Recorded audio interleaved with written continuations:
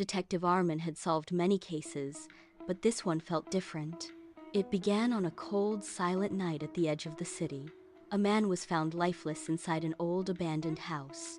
There were no signs of struggle, no broken doors, no forced entry. Just one strange, chilling clue remained. A stopped clock. The hands were frozen perfectly at exactly 3:03 a.m. Arman stepped inside the house, his boots clicking on the floor. The air inside was heavy, thick with an unexplained, lingering dread. The silence was absolute, pressing against his ears like a weight. He clicked on his flashlight, cutting through the thick, dusty gloom. "Something isn't right," he whispered to the empty, dark hallway. As he walked, he felt the distinct sensation of being watched. Then, from the darkness above, came a rhythmic sound. Tap, tap, tap. It echoed through the hollow wooden structure. Arman slowly climbed the stairs, his heart beating against his ribs. Each step creaked loudly, protesting his intrusion into this place. He reached the landing, and the bedroom door opened by itself.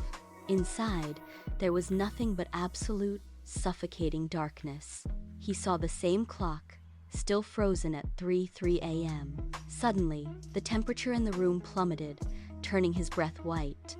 His flashlight flickered violently, struggling against an unseen, cold force. For a split second, he saw a shadow standing behind him. Arman turned quickly, but the corner of the room was empty. "This isn't just a case," he said, his voice steadying. "This is something else entirely," he realized with sudden clarity.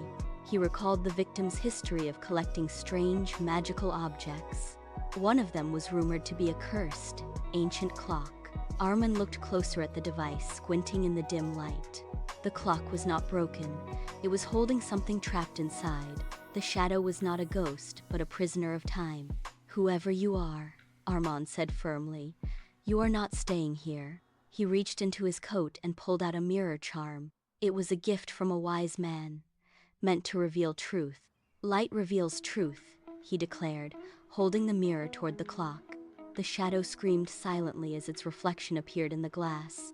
The darkness recoiled, pulled back into the mechanism of the clock. Suddenly, the ticking started again, rhythmic and steady. Tick, tick, tick. The sound filled the quiet, empty room. The curse was finally broken, and the heavy air lifted. The room felt normal again, the oppressive weight vanishing completely. Arman took a deep breath, feeling the tension leave his body. "Case closed," he muttered, satisfied with the night's work. As he walked out, he glanced back one last time. For a brief moment, the clock face flickered in the dark.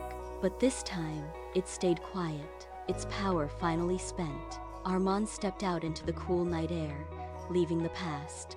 He knew that some mysteries were meant to be solved forever. The city slept on, unaware of the darkness he had banished. He walked toward his car, the streetlights guiding his way home. The detective felt the weight of his badge and his duty. He had faced the shadow and emerged stronger than before. Courage is not the absence of fear, but the mastery of it. Intelligence is the light that guides us through the deepest dark. He started his engine, the sound breaking the midnight silence. The old house stood silent, no longer a place of dread. Arman drove away, leaving the cursed clock to its rest. The truth had been revealed, and the balance was restored. He looked at the stars, feeling at peace with the world. Another mystery solved, another soul saved from the unknown.